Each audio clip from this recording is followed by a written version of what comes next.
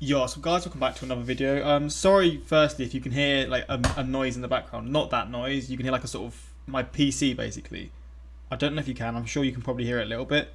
I'm currently rendering something, and it obviously uses all my PC's power. And I'm in a rush. I've not got much time. I've got like 50 minutes to try and record 2 videos, and I mean, I'm probably only going to be able to do one because I'm going to try and have to edit it and then get a thumbnail out within an hour. It's going to be tight, but yeah. So it's going to be a short intro, but hopefully you're going to enjoy. So yeah, like I've said, it's probably only going to be one video today.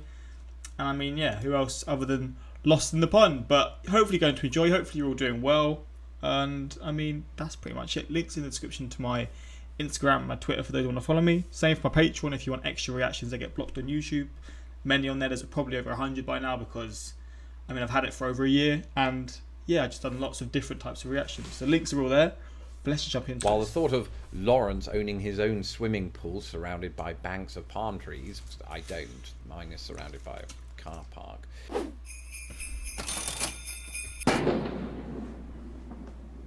Hello, I'm Lawrence, and I'm on a quest to uncover all of the memos that Britain and America ears are lost in bleeding. the pond, and one of those My audio's memos too pertains to perception. Ow. Before I need to turn my audio down. It's good on the PC, it's mine though.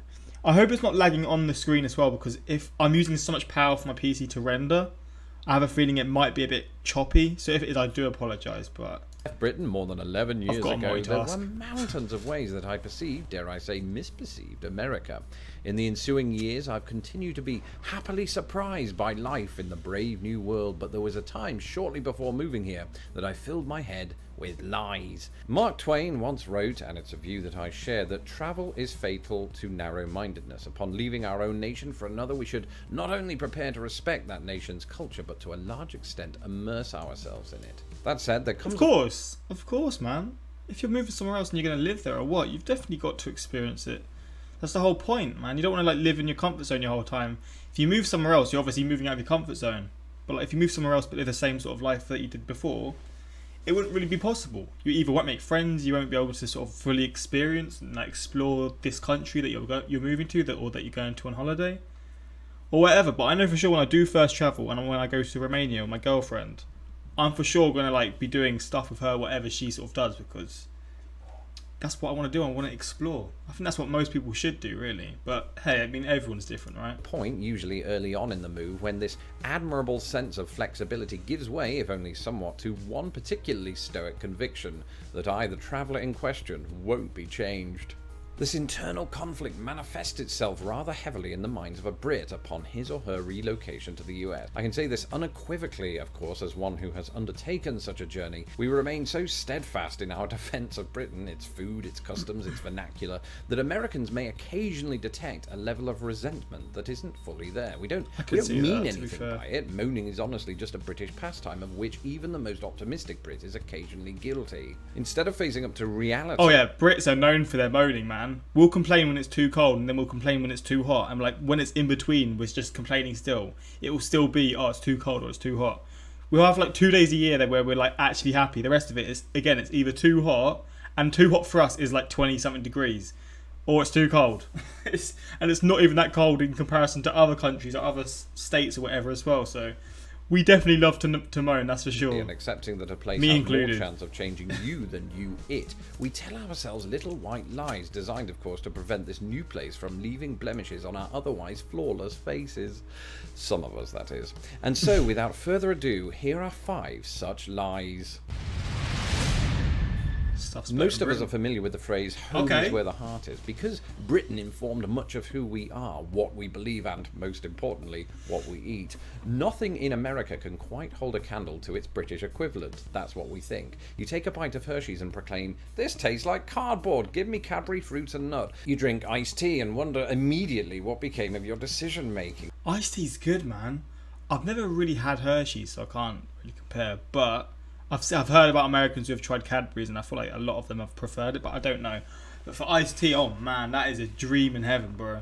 Iced tea is an absolutely like one of the best inventions ever. I don't like coffee. I do like tea, but iced tea is just another level, man. For real, it's so good. Skills. You look at your decision-making skills and then determine that they were better before. Why am I so white in this I've got my new camera set up that I'm going to use soon on this camera. I'm going to start using this. I've now finally got something that I needed to start doing it.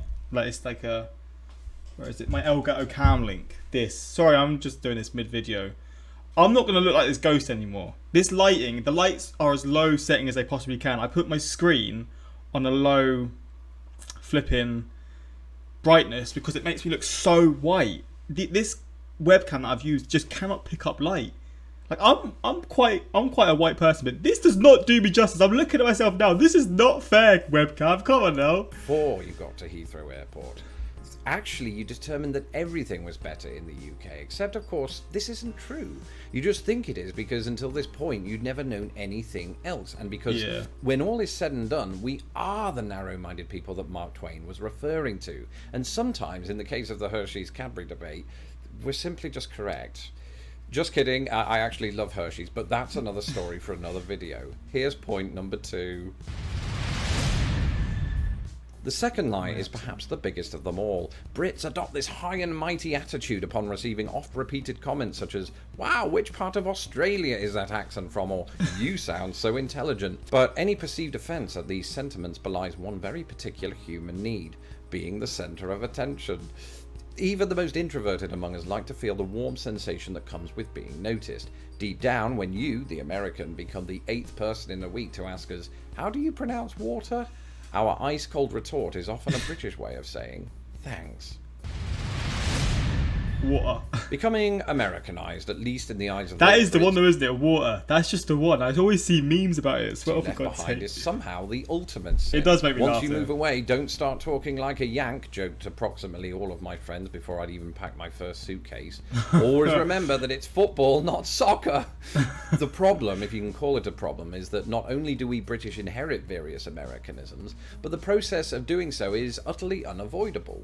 Picture, if you will, the confusion that would arise if I always refer to soccer, a term actually coined in England, as football when in the company of Americans, especially in light of the popular US sport of the same name. Of course, such broad modification to our vernacular could have interesting consequences if the next entry ever ceased to be a lie.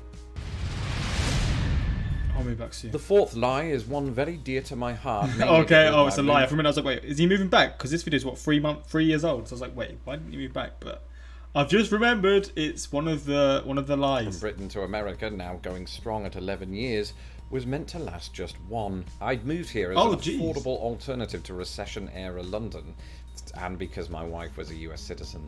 The agreement had been that we'd camp out in recession-era Anderson, Indiana, population 56,000, and wait for all of this to blow over. In the words of American cartoonist Alan Saunders, life is what happens while you're busy making other plans.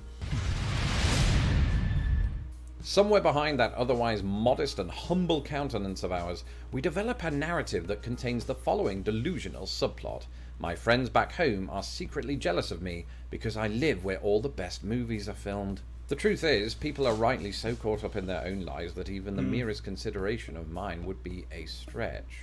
While the thought of Lawrence owning his own swimming pool surrounded by banks of palm trees, I don't, mine is surrounded by a car park, sounds glamorous, it is not in any way a true depiction of American life. Feel free to binge watch all of my videos for more details. Thankfully, deep down, I think most of my British friends are more than aware of this fact. That's it for this episode. Please. Yeah, it's true. Like, when you sort of see other people doing well, most of the time, I feel like other people doing well, other people that are your friends or whatever doing well, or they're in another country, or they're on holiday or whatever, most of the time you're probably not even really thinking, I wish I could be them or whatever. Some people probably do, if they're doing really well and all that kind of stuff, and they're like millionaires and they're just all that kind of stuff. But even then, I feel like people are so caught up in their own lives, I just wouldn't really look into that.